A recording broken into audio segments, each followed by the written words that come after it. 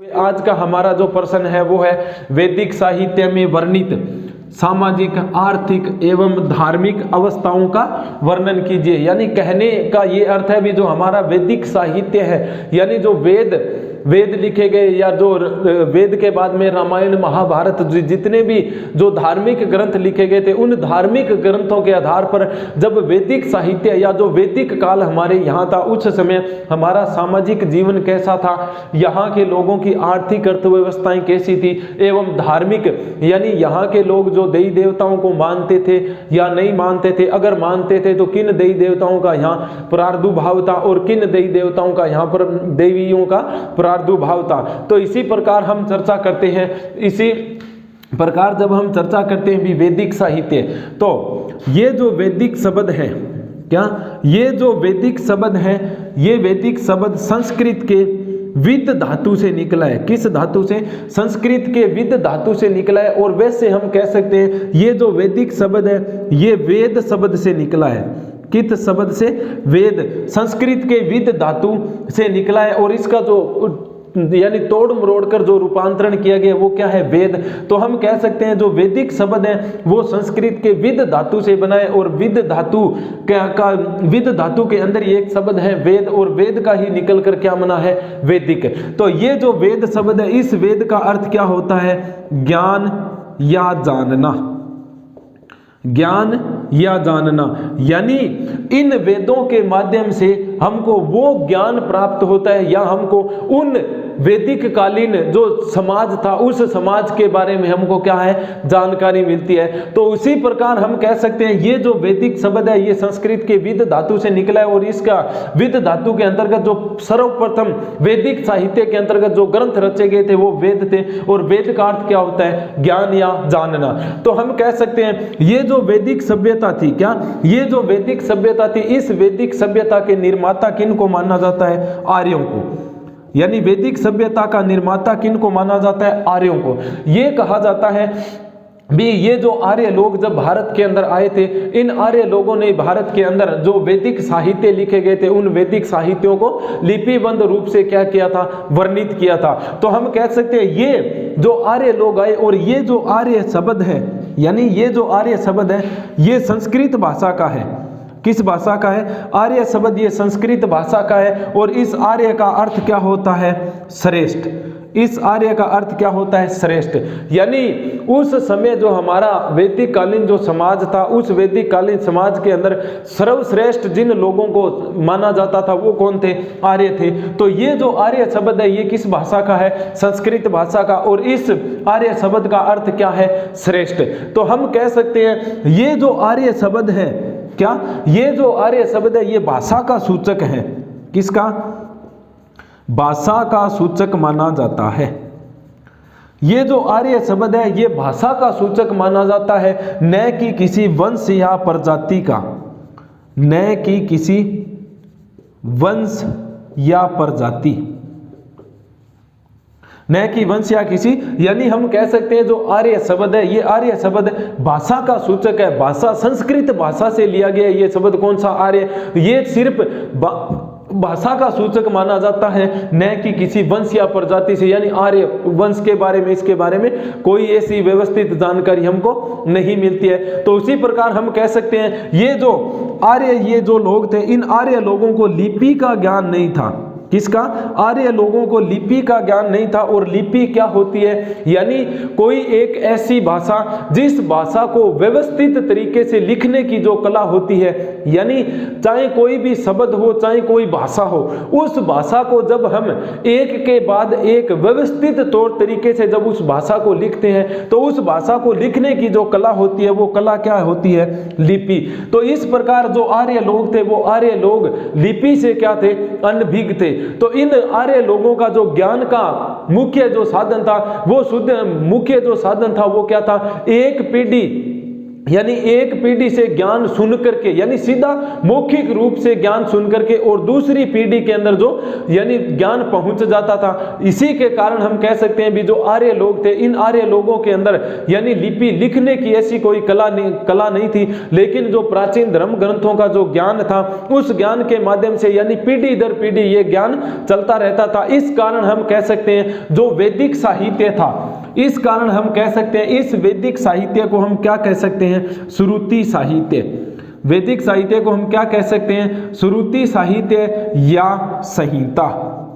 श्रुति साहित्य या संहिता। श्रुति का मतलब होता है सुनकर, किसी चीज को अपने कानों से सुनकर या किसी व्यक्ति के द्वारा बोले गए कथनों का अनुकरण करके जब कोई व्यक्ति वेदों के बारे में या किसी अन्य धार्मिक ग्रंथों के बारे में ज्ञान प्राप्त करता है, उसी को हम क्या कहते हैं, श्रुति साहित्य कहा जाता है। तो हम कह सकते हैं भी जो यहाँ भारत के अंदर जब आर्यों का आगमन हुआ तो आर्यों ने सर्वप्रथम आते ही किसकी रचना की, यहाँ वेद की, यानी वेदों की रचना की। और सर्वप्रथम जो आर्यों के शासन काल में जो ग्रंथ लिखा गया था या आर्यों के बारे में जिनसे हमें जानकारी मिलती है वो ग्रंथ कौन सा है, ऋग्वेद। हम कह सकते हैं जो हमारा प्राचीन कालीन जो पहला जो लिखित स्रोत या साक्ष्य मिला वो क्या है, वेद। तो हम कह सकते हैं इस वेद के अंदर 1028 सूक्त है।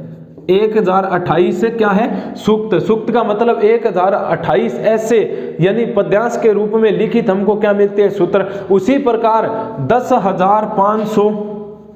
10,000 यानी उसी प्रकार जिस तरह 1028 सूक्त है उसी प्रकार 10,580 ऋचाएं हैं। 80 क्या है, ऋचाएं हैं। और इस ऋग्वेद के अंदर क्या है, 10 मंडल हैं। 10 मंडल, मंडलों की संख्या कितनी है, 10। इसके माध्यम से इन 10 मंडलों के माध्यम से ये कहा, अलग अलग मंडल में ये वर्णन दिया जाता है भी ऋग्वेदिक काल के अंदर 9वें मंडल में उस देवता के बारे में कहा गया है, 10वें मंडल में उसके बारे में, 7वें मंडल में उसके बारे में। तो इस प्रकार हम कह सकते हैं ये जो वैदिक साहित्य के अंतर्गत जो वैदिक शब्द है वो विद धातु से निकला है, जिसका अर्थ होता है जानना यानी जानना या ज्ञान प्राप्त करना। उसी प्रकार हम थोड़ी सी चर्चा फिर करते हैं। ये जो वैदिक साहित्य था, जिस तरह हमने सिंधु घाटी सभ्यता या सिंधु घाटी सभ्यता के बारे में हमने पढ़ा, तो सिंधु घाटी सभ्यता थी वो क्या थी, मात्र सतात्मक सभ्यता थी। यानी वहां पर अनेक प्रकार की जो मूर्तियां मिली थी और सर्वाधिक जो मूर्तियां मिली थी वो किसकी थी, महिलाओं की मूर्तियां मिली थी। इसी कारण विद्वानों ने ये अनुमान लगाया था भी ये जो सिंधु घाटी सभ्यता थी, ये सिंधु घाटी सभ्यता क्या थी, मातर सतात्मक। मातर सतात्मक का मतलब ये होता है भी परिवार की मुखिया कौन थी, माता थी। जिस प्रकार परिवार की मुखिया किसको माना जाता है, माता को। जिस प्रकार अगर हम साधारण सी भाषा में समझे तो हमारी जो महाभारत का जो काल था, महाभारत के काल को हम मातर सतात्मक सभ्यता कह सकते हैं। किसके, महाभारत के काल से। क्यों, क्योंकि जिस प्रकार ये नहीं कहा जाता कौन्तेय पुत्र कर्ण, कौन्तेय पुत्र अर्जुन, यानी इसी प्रकार हम कह सकते हैं गांधारी पुत्र जो दुर्योधन। क्यों, क्योंकि यहाँ जो पिता की प्रतिष्ठा न लगा करके और लड़के के आगे किसका महत्व दिया जाता था, माँ के नाम का। उसी प्रकार जब हम रामायण की बात करते हैं तो रामायण के अंदर जो परिचय मिलता है वो पिता से मिलता है। जिस तरह मर्यादा पुरुषोत्तम श्री राम, यानी मर्यादा पुरुषोत्तम श्री राम या दशरथ पुत्र श्री राम। तो हम कह सकते हैं ये जो वैदिक साहित्य था ये पितृसत्तात्मक थी, पितृसत्तात्मक। यानी ये कह सकते हैं भी जो परिवार का मुखिया होता था, वो परिवार का मुखिया कौन होता था, पिता होता था। पिता ही अपने परिवार का लालन पालन करता था और अपनी जो घर की आर्थिक अर्थव्यवस्थाएं थी उन आर्थिक अर्थव्यवस्था को सुचारू रूप से चलाने का कार्य भी कौन करता था, पिता ही करता था। तो इस प्रकार हम कह सकते हैं अगर अंतर की बात करें तो जो सिंधु घाटी सभ्यता थी उस सिंधु घाटी सभ्यता का जो परिवार क्या था, मातृसत्तात्मक था। और यहाँ जो वैदिक सभ्यता का परिवार वो क्या था, पितृसत्तात्मक था। यानी पिता ही परिवार का लालन पालन करता था, पिता ही परिवार का मुखिया हुआ करता था। और मुख्य जो परिवार का मुखिया होता था उसी मुखिया के ऊपर अपने परिवार के लालन पालन का क्या भार हुआ करता था। सामाजिक अवस्था के अंतर्गत हम ये पढ़ेंगे भी जो हमारा समाज था या जो एक परिवार था, उस परिवार के अंदर एक जो समाजों का जो समूह था, उस समाजों के समूह के अंदर कैसी सामाजिक मान्यताएं थी, लोगों को वो कौन से ऐसे नियम थे जिनका लोगों को पालन करना था, और वो कौन सी ऐसी समाज के अंदर जो अमान्य व्यवहार थे, जिन अमान्य व्यवहारों को उनको त्यागना पड़ता था। तो हम कह सकते हैं भी हमारे चारों ओर, आस पड़ोस के चारों ओर का जो परिदृश्य था, उसी परिदृश्य को हम क्या कहते हैं, सामाजिक वातावरण। तो इसी प्रकार इस जो पहली अवस्था है, कौन सी, सामाजिक वातावरण या सामाजिक अवस्था थी, यानी समाज के अंदर कैसी अवस्थाएं थी। तो इसके अंदर जब हम पहला पॉइंट की चर्चा करते हैं तो वो है परिवार। पहला पॉइंट की चर्चा करते हैं वो क्या है, परिवार। तो हम कह सकते हैं भी जो ऋग्वेदिक जो हमारा काल था, क्या ऋग्वेदिक जो हमारा काल था, इस काल के अंदर जो आर्य लोग थे, क्या है, ये आर्य लोग संयुक्त परिवार में रहते थे, यानी संयुक्त परिवार प्रथा प्रणाली थी। किसके अंदर, वैदिक काल के अंदर जो परिवार था, वो परिवार क्या है, एक संयुक्त प्रणाली के अंदर रहता था। संयुक्त, अब जिस तरह वर्तमान समय में अलग अलग परिवार देखने को मिलते हैं, लेकिन ऋग्वेदिक काल के अंदर यानी एक दादा की जो जितनी भी संतान होती थी, वो क्या है, एक इकट्ठे घर में रहती थी। तो हम कह सकते हैं भी जो ऋग्वेदिक काल के अंदर जो परिवार था, या जो आर्यों का परिवार था, वो क्या था, संयुक्त प्रथा प्रणाली उसके अंदर प्रचलित थी। और जो सामाजिक अवस्था का जो मूल आधार माना जाता था, वो मूल आधार किसको माना जाता था, परिवार को। मूल आधार किसको माना जाता था, परिवार को। और इस परिवार का मुखिया जो होता था, वो क्या होता था, पिता या दादा। परिवार का मुखिया कौन होता था, पिता या दादा। और जितने भी परिवार के अंदर, अपने परिवार के अंदर जो निर्णय लिए जाते थे, वो निर्णय कौन लेता था, पिता ही लेता था या दादा लेता था, या पिता या दादा लेता था। और जो परिवार का जो लालन पालन का जो कार्य होता था, वो किन के कंधों पर होता था, या तो पिता या दादा के ऊपर। तो इस प्रकार हम कह सकते हैं ये जो संयुक्त परिवार था, क्या था, ये संयुक्त परिवार था। इस संयुक्त परिवार के अंदर माता पिता, भाई बहन, चाचा चाची, दादा दादी, नाती पोते आदि प्रथा, यानी आदि लोग एक ही परिवार में रहते थे। तो इस प्रकार हम कह सकते हैं भी जो इन इतने लोगों के ऊपर माता पिता, भाई बहन, चाचा चाची, दादा दादी, इसके बारे में जब हम कहते हैं भी वैदिक सभ्यता के अंदर जो परिवार था, वो परिवार क्या है, यानी हम कह सकते हैं भी एक ही परिवार के अंदर अनेक जितने भी जो लोग रहते थे, वो सिर्फ एक ही व्यक्ति के इशारों पर सभी कार्य किया करते थे। तो इस प्रकार हम कह सकते हैं भी जो वैदिक सभ्यता के अंदर जो परिवार था, उस परिवार के अंदर जो प्रथा थी, वो कौन सी थी, संयुक्त प्रथा प्रणाली थी। यानी लोग इकट्ठा रहते थे, एक ही चूल्हे से बने हुए भोजन का क्या करते थे, उपयोग करते थे। और एक ही व्यक्ति, यानी जो परिवार का जो मुखिया होता था, उस मुखिया की हर एक बात को मानने वाले होते थे। दूसरा पॉइंट है वो क्या है, स्त्रियों की दशा। यानी ऋग्वेदिक काल के अंदर जो हमारा समाज था, उस समाज के अंदर महिलाओं की अवस्था कैसी थी। क्या सिंधु घाटी सभ्यता के अंदर हमने ये पढ़ा था, नारियों को सर्वोच्च स्थान मिलता था वहां पर। इसी प्रकार हम कह सकते हैं भी जो ऋग्वेदिक जो काल आया, इस ऋग्वेदिक काल के अंदर जो महिलाएं थी, उन महिलाओं की अवस्थाएं कैसी थी। तो हम कह सकते हैं भी ऋग्वेदिक जो युग था, उस युग के अंदर जो महिलाएं थी, उन महिलाओं को कह सकते हैं भी महिलाओं का जो स्थान था, वो क्या था, सम्मानित था। हम कह सकते हैं भी ऋग्वेदिक युग के अंदर महिलाओं का क्या किया जाता था, सम्मान किया जाता था।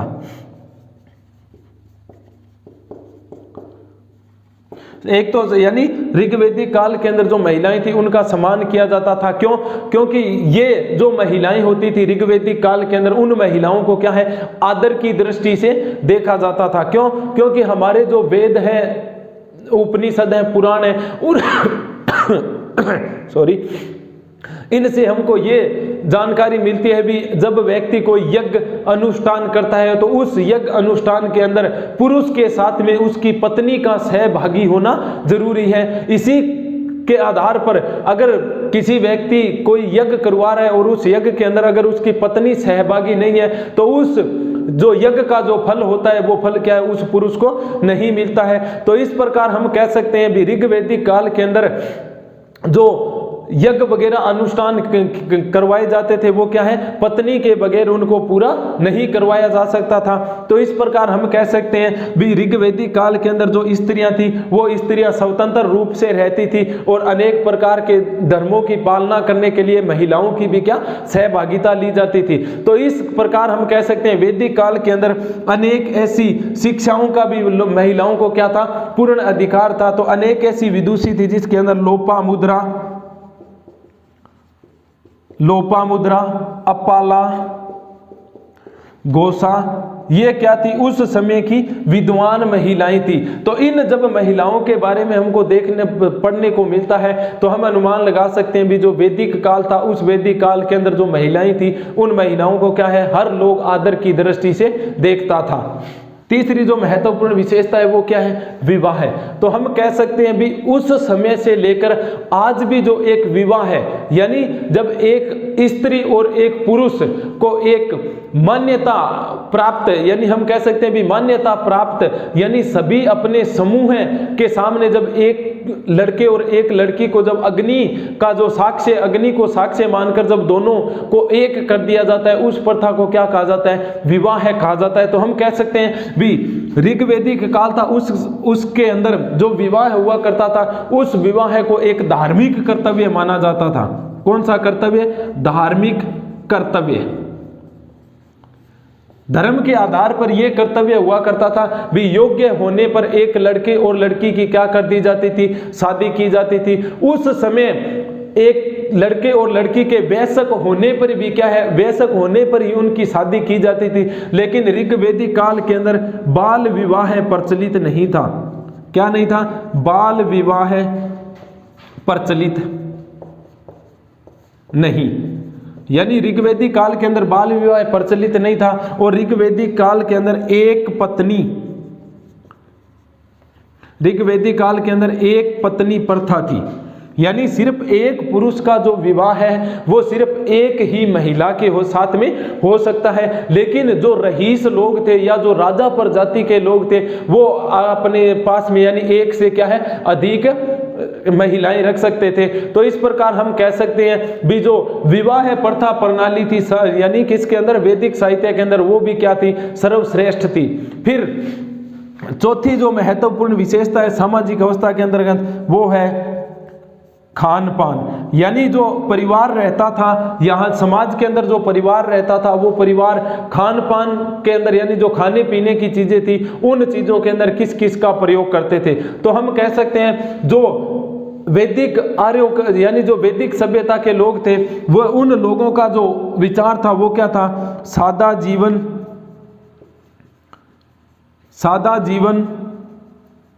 उच्च विचार। यानी उनके जो महत्वपूर्ण प्रथा थी वो क्या थी, सादा जीवन उच्च विचार। और ये जो खान पान के अंदर क्या है, ये शुद्ध और पौष्टिक भोजन का प्रयोग करते थे, शुद्ध व पौष्टिक भोजन, शुद्ध व पौष्टिक भोजन का प्रयोग। जिस तरह हमने सिंधु घाटी सभ्यता के बारे में जब पढ़ा था तो सिंधु घाटी सभ्यता के लोगों के बारे में हमने ये पढ़ा था भी वे लोग मांसाहारी व शाकाहारी दोनों थे। लेकिन वैदिक सभ्यता के लोग हम कह सकते हैं पूर्ण रूप से क्या थे, शाकाहारी थे। इसी कारण हम कह सकते हैं जो खान पान के अंदर वो गेहूं, जौ, चावल आदि इन सब चीजों खाद्यान्न की जो वस्तुएं होती है जिस तरह दही है, मक्खन, घी, चावल आदि का क्या करते थे, प्रयोग करते थे। तो हम कह सकते हैं भी जो जो वैदिक कालीन जो समाज था उस समाज के अंदर जो खान पान की जो प्रक्रिया थी वो क्या थी, सादा जीवन उच्च विचार तथा शाकाहारी भोजन का उपयोग। पांचवी जो विशेषता है वो क्या है, मनोरंजन। यानी वैदिक साहित्य के अंदर लोग अपने दिनचर्या को चलाने के लिए कैसे मनोरंजन का प्रयोग करते थे, यानी कैसे अपना जो जीवन है मनोरंजन यानी हंसी खुशी का जो जीवन व्यतीत करते थे वो किसके माध्यम से करते थे। तो हम कह सकते हैं जो आर्य लोग थे ना, वो ये जो आर्य लोग थे ये आनंदपूर्ण जीवन व्यतीत करने में आनंदपूर्ण जीवन के शौकीन थे। यानी जो आर्य लोग थे वो क्या थे, आनंदपूर्ण जीवन के व्यतीत थे, तथा ये जो व्यक्ति थे ये विश्वास रखते थे किसके अंदर, प्राचीन कालीन जो धारणाएं थी उन धारणाओं के अंदर विश्वास रखते थे। इसीलिए वो मनोरंजन के साधन के लिए, जो मनोरंजन करने के जो साधन थे उसके अंदर जैसे घुड़दौड़, मल्ल या कुश्ती, घुड़दौड़, मल्ल या कुश्ती यानी अनेक पर मल्ल युद्ध या घुड़, और दूसरा क्या है, संगीत नृत्य। क्यों? क्योंकि यानी ये मनोरंजन के अपने जो साधन थे उसके अंदर घोड़ों की जिस तरह दौड़ करवानी, मल्ल या कुश्ती जिस तरह पहलवानी की प्रथा प्रचलित थी, और तीसरी जो महत्वपूर्ण वो क्या है, संगीत के माध्यम से अपना जो जीवन होता है उसी जीवन को क्या है, आनंदमय बनाना, जीवन को आनंदमय बनाना। तो इस प्रकार हम कह सकते हैं भी असामाजिक अवस्था के अंतर्गत हमने अनेक ऐसे साक्ष्य पढ़े जिसके बारे में हमको ये पता चलता है भी वैदिक काल के अंदर जो एक समाज था उस समाज के अंदर कैसी मान्य धारणाएं थी और कैसी अमान्य धारणाएं थी। जो महत्वपूर्ण अवस्था है किसके अंदर, वैदिक साहित्य के अंदर, वो है आर्थिक अवस्था।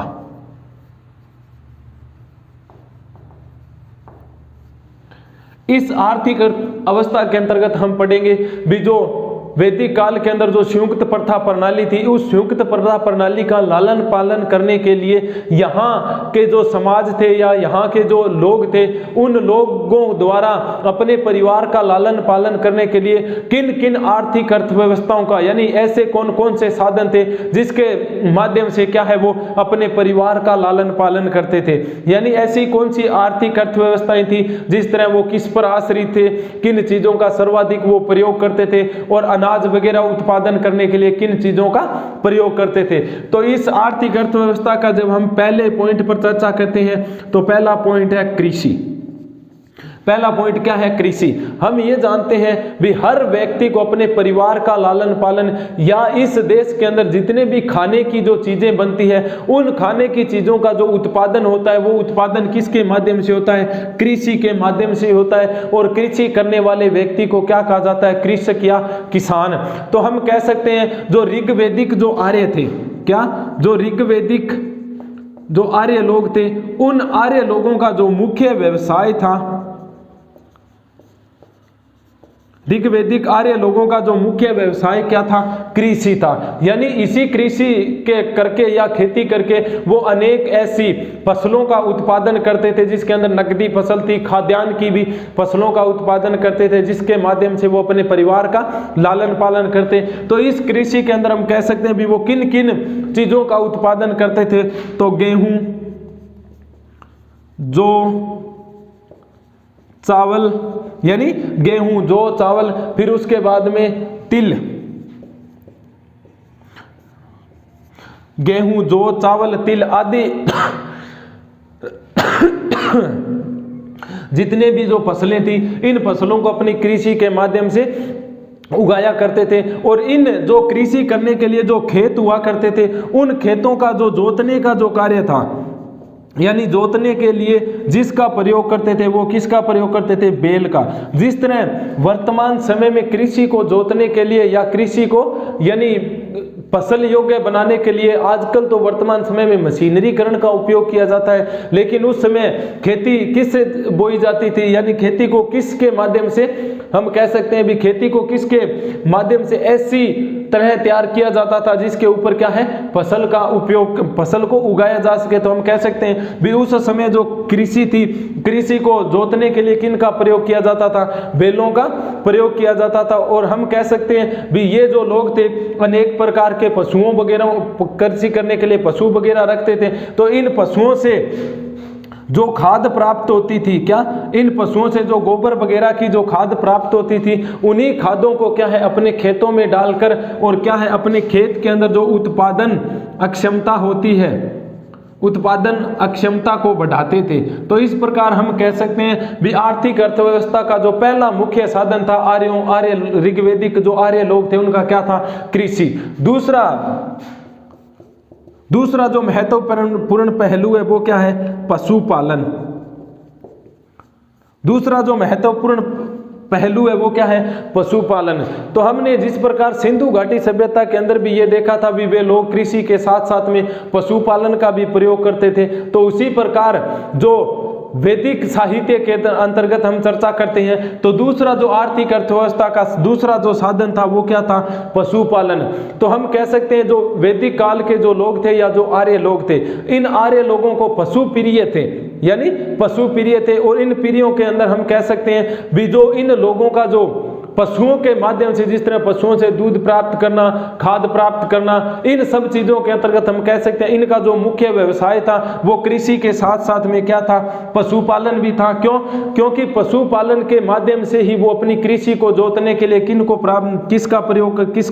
किसको प्राप्त कर सकते थे, अच्छे बैलों को प्राप्त कर सकते थे। तो इस प्रकार हम कह सकते हैं जो ये लोग पशुपालन के अंतर्गत ऐसे कौन कौन से पशु थे जिनको पालते थे, तो इसके अंदर गाय,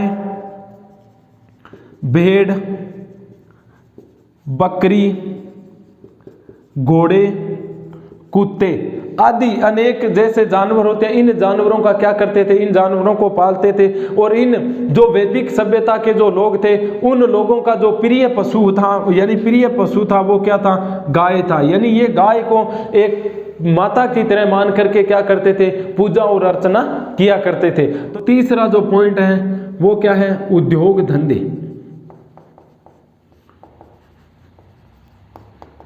यानी ऋग्वैदिक कालीन जो आर्य लोग थे वो आर्य लोग क्या है, उद्योग धंधों से भी क्या थे, चिर परिचित थे। और उस समय यानी वैदिक कालीन जो समाज था उस समाज के अंदर हम कह सकते हैं जो उद्योग और धंधों का जो कार्य था वो क्या था, सर्वोच्च उन्नति पर था, सर्वोच्च उन्नति पर था। हम कह सकते हैं भी सर्वाधिक जो उन्नत अवस्था थी वो क्या थी, उद्योग धंधों की थी। क्यों? क्योंकि उस समय अनेक प्रकार से फर्नीचर यानी हम कह सकते हैं भी लकड़ी के माध्यम से अनेक प्रकार की वस्तुओं का निर्माण किया जाता था। और इसके साथ साथ में हम कह सकते हैं भी उस समय सूती एवं जो ऊनी वस्त्रों के उद्योग थे, क्या सूती व ऊनी वस्त्रों के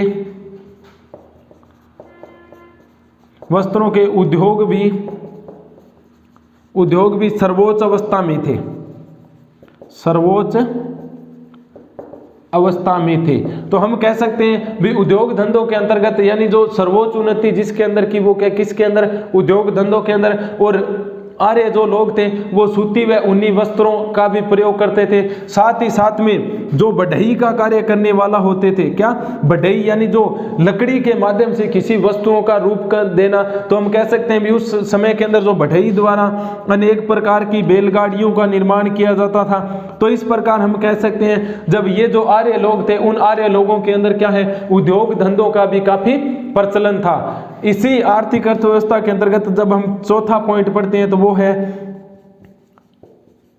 व्यापार। उद्योग धंधा के अंतर्गत जो चौथा पॉइंट है वो क्या है, व्यापार। तो हम कह सकते हैं भी जो आर्य जो लोग थे, क्या आर्य प्रवृत्ति या जो आर्य जो लोग थे ये आर्य लोग व्यापार करते थे। यानी व्यापार का अर्थ होता है एक वस्तु, यहाँ जो उत्पादन वस्तु है उसको कहीं दूसरे देश में भेज देना और वहाँ जो उत्पादन वस्तु है उस उत्पादन वस्तु को इस देश के अंदर ले आना। यानी हम कह सकते हैं भी व्यापार वो जरिया होता है जिसके माध्यम से अपने जो माल हुआ करते हैं, जो अपनी वस्तुएं होती है उसका क्या किया जाए, आदान प्रदान किया जाए। तो इस प्रकार जो यानी जो वैदिक सभ्यता या जो वैदिक आर्य लोग थे या ऋग्वैदिक आर्य जो लोग थे उसके अंदर क्या है, व्यापार भी उन्नत अवस्था में था। और ये जो व्यापार होता था ये स्थल प्लस जल मार्ग, यानी ये जो व्यापार होता था वो स्थल या तो रास्ते रास्ते जाकर के भी होता था और दूसरा जो मार्ग था वो कौन सा था, जल मार्ग। तो इस जल मार्ग के अंदर ये लोग व्यापार करने के लिए किसका प्रयोग करते थे, नौकाओं का प्रयोग करते थे। यानी लकड़ी की बनाई हुई वे नौकाएं जिसके माध्यम से क्या है, जल जो होता है या जो पानी होता है उस पानी की ऊपरी सतह पर तैर करके और किसी अपनी वस्तु को कहीं दूसरे स्थान पर पहुंचाया जा सकता था। तो इस प्रकार हम कह सकते हैं भी जो सामाजिक अवस्था के अंतर्गत हमने कृषि, पशुपालन, उद्योग धंधे और व्यापार के बारे में पढ़ा। तो इसके माध्यम से हमको ये पता चलता है भी जो ऋग्वैदिक जो आर्य लोग थे वो उन लोगों की जो आर्थिक अवस्था थी वो भी क्या थी, उन्नत तौर तरीके की थी। तीसरी अवस्था है वो है धार्मिक अवस्था।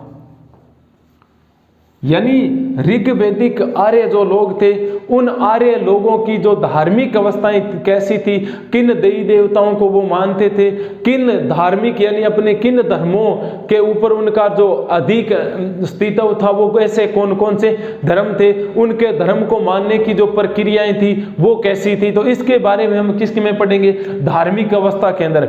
लेकिन हम ये जब ऋग्वैदिक काल के बारे में हम चर्चा करते हैं तो ऋग्वैदिक काल के अंदर हमको ऐसे कहीं पर भी कोई देवी या देवता के क्या नहीं मिलते हैं, मंदिरों के वगैरह में यानी मंदिर वगैरह के बारे में हमको जानकारी नहीं मिलती है। लेकिन फिर भी ये जो ऋग्वैदिक कालीन जो लोग थे, ये लोग प्रकृति की पूजा करते थे। किसकी, हम कह सकते हैं प्रकृति पूजित थे, प्रकृति पूजित थे। और इसी प्रकृति को क्या है वो देवी देवता मान करके और किसी मंदिर या किसी अन्य स्थान पर किसी देवी या देवता के मंदिर में न बैठकर एक खुले विचरण के अंदर, क्या एक खुले आसमान के नीचे, कह सकते हैं खुले आसमान के नीचे बैठकर प्रकृति की पूजा करते थे, प्रकृति की पूजा करते थे। यानी ऋग्वैदिक काल के जो लोग थे, उन लोगों के बारे में हमने कहीं भी ऐसे साक्ष्य नहीं मिले अभी वहां धर्म के बारे यानी धार्मिक कोई मंदिर था या कोई अन्य अग्नि वेदिकाएं मिली। लेकिन ये जो लोग थे ये अनेक देवी देवताओं को मानते थे, लेकिन कहाँ बैठ करके यानी उसका स्मरण कहाँ बैठ कर करते थे, एक खुले आसमान के नीचे यानी बैठ करके वो किसी देवी देवता का विचरण करते थे। तो हम कह सकते हैं भी इस समय ये जो जो लोगों ऋग्वैदिक कालीन जो आर्य लोग थे, ये आर्य लोग प्रकृति की शक्तियों से बड़े ही क्या थे, प्रभावित थे। क्यों, क्योंकि ये प्रकृति को ही अपने क्या मानते थे, देवी देवता। इस प्रकार हम कह सकते हैं भी ये सूर्य, आकाश, वायु, जल, यानी ये जो सूर्य है, आकाश है, वायु है एवं जल, ये जो प्रकृति प्रतन साधन है, इन्हीं साधनों को वो क्या मानते थे, देवता। यानी इसी जिस तरह सूर्य की उपासना करना, आकाश को कोई देव का रूप देके उसकी उपासना करना, वायु को किसी देव का रूप देके उसकी उपासना करना, या जल को किसी देवता का रूप देकर उसकी पूजा या अर्चना करना। तो हम कह सकते हैं जो ऋग्वैदिक काल के जो लोग थे, उन लोगों का सर्वाधिक जो मान्य मत है वो किसको मानते थे, प्रकृति को। क्यों, क्योंकि वे ये लोग मानते थे कि प्रकृति के अंदर ही जितनी भी जो साक्ष्य चीजें हमें दिखाई देती है वो क्या है, प्रकृति प्रदत्त है और प्रकृति द्वारा ही उसका निर्माण किया गया है। धार्मिक अवस्था के अंतर्गत जो पहला पॉइंट है वो क्या है, देवताओं की श्रेणियां। यानी ये जो आर्य लोग थे, इन आर्य लोगों के अंदर इन आर्य लोगों ने जो प्रकृति थी, उस प्रकृति के जो अनेक रूप थे, उन रूपों को क्या है अलग अलग उपासना के माध्यम से क्या कर दिया था, अलग अलग देवताओं, अलग अलग देवी और देवताओं का क्या इन्होंने क्या रूप दे दिया था। तो इन देवताओं की जो श्रेणियां थी, इन देवताओं की श्रेणियों को इन्होंने 3 भागों में विभाजित किया। कितने भागों में, 3 भागों में विभाजित किया। कौन कौन से, पहला है अंतरिक्ष देवता। पहले कौन सा है, यानी जो पहली श्रेणी में रखे गए थे वो कौन से थे, अंतरिक्ष देवता। दूसरी श्रेणी के जो देवता थे उसको क्या है, आकाश देवता। और जो तीसरी श्रेणी के जो लोग यानी देवता थे वो क्या थे, पृथ्वी देवता। तीसरी श्रेणी के जो लोग थे वो कौन से थे, पृथ्वी देवता। यानी ये लोग जितने भी जो उस समय प्राकृतिक जो देवी देवताओं के रूप में ये जब जिसकी पूजा करते थे, तो उन लोगों को उन्होंने 3 भागों में विभाजित कर दिया। किस किस के अंदर, अंतरिक्ष के अंदर। यानी अंतरिक्ष देवता उनको कहा जाता है जो अंतरिक्ष के अंदर क्या इधर उधर विचरण करते हो। दूसरे कौन किस प्रकार के देवता, आकाश जो आसमान के अंदर विचरण इधर उधर, और पृथ्वी जो मुख्य रूप से इस धरा के ऊपर जो देवता थे। तो इस प्रकार इन देवताओं की श्रेणियों के अंतर्गत जो आकाश के क्या है, यानी जो अंतरिक्ष के जो महत्वपूर्ण देवता थे वो कौन कौन से थे, इंद्र, मरुत। यानी जो अंतरिक्ष के जो देवता थे वो कौन कौन से थे, इंद्र, मरुत, कदर, इंद्र, मरुत, कदर, और उसके बाद में कौन सा थे, वात और पर्जन्य, वात और को चौथा जो कौन सा था, पर्जन्य। यानी उस समय जो देवताओं की जो श्रेणियां थी उसके अंदर इंद्र, मरुत, कदर, वात और पर्जन्य, ये जितने भी देवता थे उनको किसकी श्रेणी में रखा गया था, अंतरिक्षीय या अंतरिक्षीय देवता की श्रेणी में। फिर उसके बाद में जो दूसरे देवता हैं यानी आकाश के जो देवता है, इस आकाश के देवता के अंदर किन किन का स्थान था, वरुण, मित्र, यानी जो आकाश के देवता थे उसके अंदर कौन कौन से थे, वरुण, यानी कौन कौन से, वरुण, मित्र, फिर उसके बाद में सूर्य, सूर्य के बाद में उषा, सावित्री, यानी ये जितनी भी देवी और देव थे वो किस श्रेणी में रखे थे उन लोगों ने, आकाशीय देवता की श्रेणी में। यानी ये लोग अपना निवास कहाँ करते थे, खुले आसमान या आकाश के अंदर। तीसरे कौन से प्रकार के जो देवता थे, पृथ्वी देवता। इस पृथ्वी देवता के अंदर कौन कौन से थे, अग्नि, सोम, यानी पृथ्वी जो देवता थे उन पृथ्वी देवता के अंदर एक तो अग्नि आ गया, एक सोम, उसी प्रकार बृहस्पति देवता, और देवी थी एक कौन सी, सरस्वती, सरस्वती। तो इस प्रकार ये जो देवताओं की श्रेणियां थी या जो देवताओं जो समूह के जो देवता थे, ऋग्वेदिक काल के लोग इन देवताओं को अलग अलग श्रेणियों में विभाजित करके इसकी पूजा और अर्चना करते थे। तो इस प्रकार हम कह सकते हैं जो धार्मिक अवस्था के अंदर जो देवताओं की जो श्रेणियां थी उन श्रेणियों को इन लोगों ने क्या है, 3 भागों में विभाजित किया था। यानी आर्य जब लोग यहाँ निवास करते थे तो उन आर्य लोगों के अंदर कौन सा देवता किस अपनी विशेषता के कारण माना जाता था। तो यानी हम कह सकते हैं भी उस समय प्रमुख जो देवी थे या देवता थे वो कौन कौन थे। तो हम कह सकते हैं जो वरुण था, यानी अनेक अलग अलग भागों में उन्होंने क्या है, देवी देवताओं का क्या कर दिया था, विभाजन कर दिया था। तो इसके अंदर हम कह सकते हैं जो वरुण था, इस वरुण को आकाश का देवता माना जाता था, आकाश का देवता। किसको, वरुण को आकाश का देवता। इंद्र था, इस इंद्र को वर्षा व युद्ध का देवता। इंद्र को किसका माना जाता था, इंद्र को वर्षा या युद्ध का देवता। उसी प्रकार जो अग्नि, इस अग्नि को क्यों पूजा जाता था, यानी अग्नि को क्यों पूजा जाता था भी, जब भी कोई धार्मिक अनुष्ठान या जब भी किसी धर्म के मामले में यज्ञ या अनुष्ठान किया जाता था तो उनकी जो आहुतियां दी जाती थी उन आहुतियों को किस में दिया जाता था, अग्नि के अंदर उन आहुतियों को दिया जाता था। तो हम कह सकते हैं भी जो अग्नि थी, इस अग्नि को भी वो एक देवता के रूप में मानते थे और उनका महत्वपूर्ण था वो क्या थी, आहुतियां। यानी ये लोग अग्नि के अंदर अनेक प्रकार के देवी देवताओं के सामने जो यज्ञ करते थे उन यज्ञों का क्या है, कह सकते हैं भी अलग अलग जो देवता थे उन देवताओं की अपनी जो पूजा अर्चना करते थे, उन पूजा अर्चना के लिए अनेक जो यज्ञ करते थे, उन यज्ञ की जो आहुतियां या जो यज्ञ करने के जो साधन होते हैं उन साधनों का प्रयोग किसके अंदर करते थे, अग्नि के अंदर। तो जो कह सकते हैं धार्मिक अवस्था के अंतर्गत जो प्रमुख देवता थे उनका भी अलग अलग विभाजन किया गया था। किसने, आर्य के लोगों ने इसका क्या कर दिया था, विभाजन कर दिया था। धार्मिक अवस्था का तीसरा पॉइंट है वो क्या है, देवी व देवताओं की विशेषता। अब देखो जो आर्य लोग थे वो आर्य लोग क्या है, अपने अपने जो देवी देवताएं थे, यानी जो अपने अपने जो देवी देव हैं उन देवी देवकों का जो विभाजन किया था वो विभाजन किस आधार पर किया था, गुणों के आधार पर।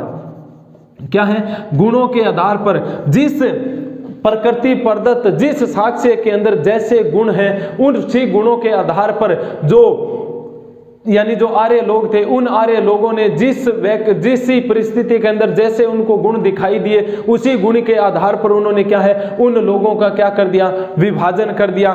तो हम कह सकते हैं भी जो आर्य जो लोग थे उन आर्य लोगों ने जो देवी देवताओं की जो महत्वपूर्ण विशेषताएं थी वो विशेषताओं के अंतर्गत यानी जिस देवता के अंदर जैसे गुण थे उस देवता को उसी प्रकार का क्या दे दिया था, नाम दे दिया गया था। तो तीसरी महत्वपूर्ण विशेषता ये थी। चौथी जो महत्वपूर्ण विशेषता है वो क्या है, एकेश्वरवाद। यानी जो धार्मिक अवस्था के अंदर जो चौथी महत्वपूर्ण विशेषता है वो क्या है, एकेश्वरवाद। अब देखो ये जो आर्य लोग थे क्या है, ये जो आर्य लोग थे ये ईश्वर के एक ही सत्ता पर विश्वास करते थे कि ही सत्ता पर विश्वास। इन लोगों का ये विश्वास था भी जो ईश्वर है वो क्या है, एक ही है। यानी जो ईश्वर क्या है, एक ही है, लेकिन उसी एक ईश्वर को क्या है, अलग अलग नामों से क्या जाता था, पूजा की जाती थी या उसकी उपासना की जाती थी। लेकिन ये जो लोग जिस तरह इंद्र को वर्षा का देवता, आकाश यानी वरुण को आकाश का देवता, इन लोगों ने इनकी श्रेणियों में तो इन देवी देवताओं या जो प्रकृति की जो वस्तु थी उनको विभाजित कर दिया था, लेकिन इनकी जो महत्वपूर्ण मान्यता थी वो क्या थी, एकेश्वरवाद था। तो हम कह सकते हैं जो ऋग्वैदिक कालीन जो समाज था वो क्या था, एकेश्वरवाद था। यानी एक ही जो ईश्वर था, यानी उसकी मान्यता थी भी ईश्वर सिर्फ एक है और उसी ईश्वर क्या है, उसी ईश्वर जो एक है और उसी ईश्वर को क्या माना जाए, सर्वमान्य माना जाए। तो इसी प्रकार जो चौथी विशेषता है वो क्या है, एकेश्वरवाद। पांचवी जो महत्वपूर्ण विशेषता है वो क्या है, मंदिरों तथा मूर्ति पूजा का अभाव। यानी जो धार्मिक अवस्था के अंदर पांचवी जो विशेषता है वो क्या है, मंदिरों तथा मूर्ति पूजा का अभाव। यानी ऋग्वैदिक जो काल था उस ऋग्वैदिक काल के अंदर मूर्ति पूजा क्या नहीं थी, प्रचलित थी। यानी मूर्ति पूजा वो होती है किसी देवी देवता को किसी देवी देवता को अपना साक्ष्य मान करके और उसकी एक प्रतिकृति यानी उसी देवता के एक चित्र के रूप में क्या है उसकी पूजा करना क्या कहलाती है, मूर्ति पूजा। जिस तरह वर्तमान समय में आज मंदिरों के अंदर हम विभिन्न देवताओं की मूर्ति की क्या करते हैं, पूजा अर्चना।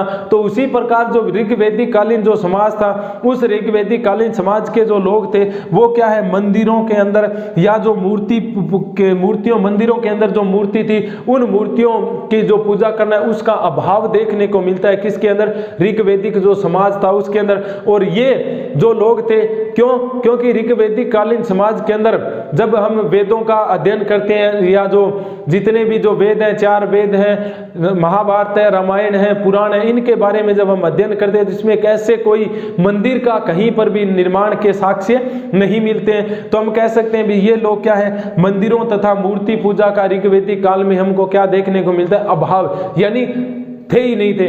तो प्रिय विद्यार्थियों इस प्रकार हम कह सकते हैं भी जो हमारा ऋग्वैदिक काल था उस ऋग्वैदिक काल के अंदर हमारे जो सामाजिक अवस्थाएं थी या जो आर्थिक अवस्थाएं थी या जो धार्मिक अवस्थाएं थी वो क्या थी, परिपूर्ण थी। और लोगों का जो विश्वास था वो धर्म के ऊपर सर्वाधिक विश्वास था।